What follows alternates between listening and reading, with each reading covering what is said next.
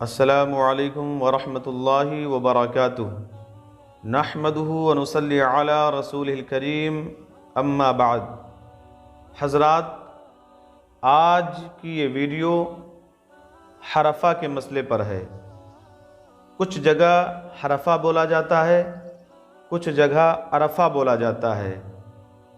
इस हरफा का जो मतलब मैंने लोगों से सुना है, पूछा है, वो ये बताते हैं कि जब कोई शख्स इंतकाल कर जाता है और इंतकाल करने के बाद जब शाबानुल मुअज़्ज़म का महीना आता है, यानी शब बराअत का महीना आता है, तो शब बराअत से एक दिन पहले लोग उस मरने वाले के लिए हरफा करते हैं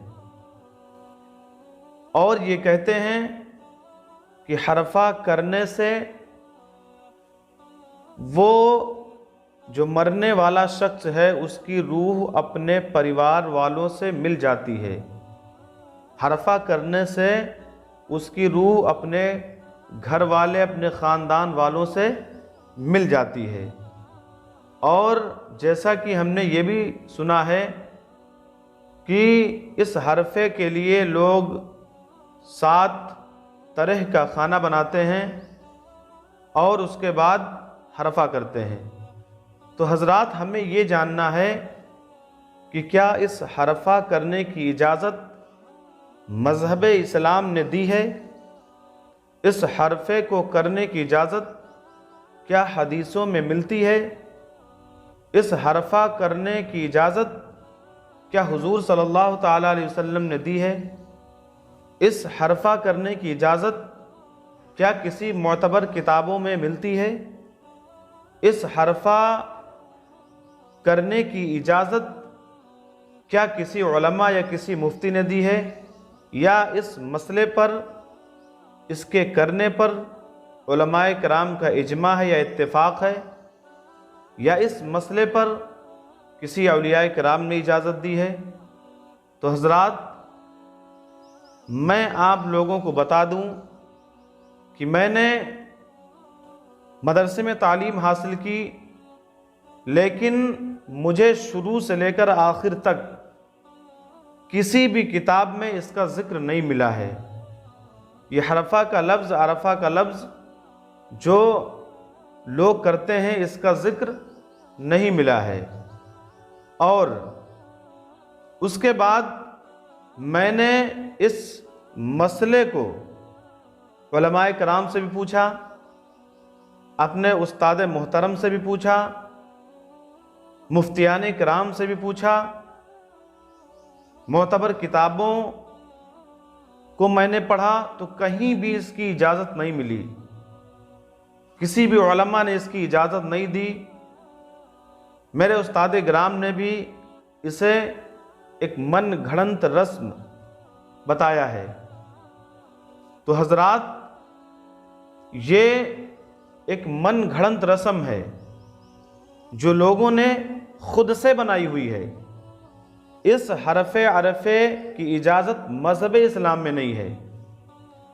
जब लोगों से मैंने बात की, आखिर से क्यों करते हो, इसकी इजाज़त किसने दी, कहाँ आप लोगों ने पढ़ा है, तो लोग यही जवाब देते हैं कि हमारे पुरखे करते चले आ रहे हैं, हमारे घर में बहुत दिन से ये रस्म चली आ रही है, हमारे दादा करते थे, हमारे परदादा करते थे।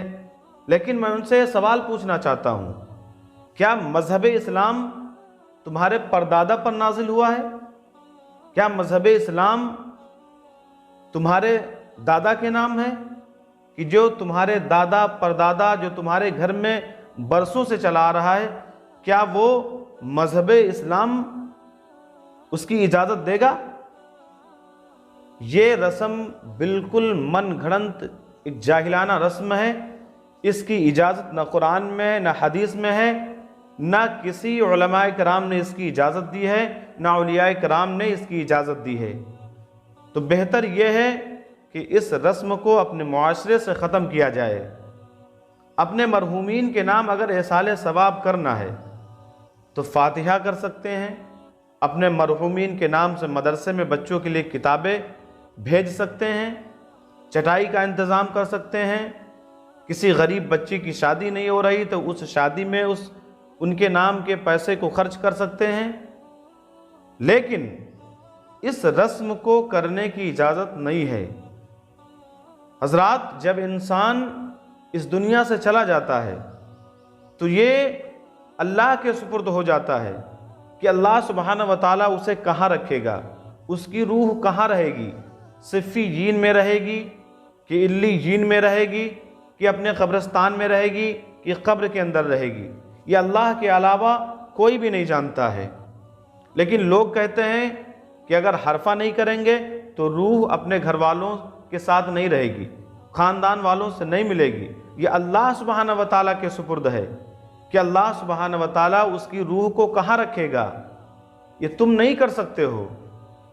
जब इंसान इस दुनिया से रुखसत हो जाता है तो उसके रिश्ते मुनक़ते हो जाते हैं, उसके रिश्ते ख़त्म हो जाते हैं, बस उसके साथ नेकी और बदी होती है और उसके साथ कुछ नहीं होता है। तो हजरात, जो ये मन घड़ंत रस्में हैं, जो दादा परदादा जो बरसों से ख़ानदान से चली आ रही हैं, इनको हमें देखना है कि इनकी इजाज़त है कि नहीं है, कि सिर्फ बस अंधे बनकर उन्हीं रस्मों के पीछे लगे हुए हैं। सही है गलत है, इन सारी चीज़ों से कुछ नहीं लेना देना है। जो बरसों से चला आ रहा है हमें वो करना है। ऐसा नहीं है, हमें वो करना है जिसकी इजाज़त आका सल्लल्लाहु ताला अलैहि वसल्लम ने दी है। हमें वो करना है जिसकी इजाज़त कुरान और हदीस ने दी है। हमें वो करना है जिन मसलों पर उलमाए कराम का इत्तेफाक और इजमा है। हमें वो चीज़ें करनी है जिनकी इजाज़त औलियाए कराम ने दी है। तो हजरात, इस हरफे की मज़हब इस्लाम में कोई भी हकीकत नहीं है, कोई भी हैसियत नहीं है। ये एक सिर्फ मन घड़ंत रस्म है और इसके अलावा कुछ भी नहीं है। इसका करने वाला और इसको कराने वाला, इसकी इजाज़त देने वाला सब के सब गुनहगार हैं और अल्लाह सुब्हानहू व तआला की यहाँ अजाब के मुस्तहिक हैं। हजरात, आका सल्लल्लाहु ताला अलैहि वसल्लम की हदीस कुदसी है।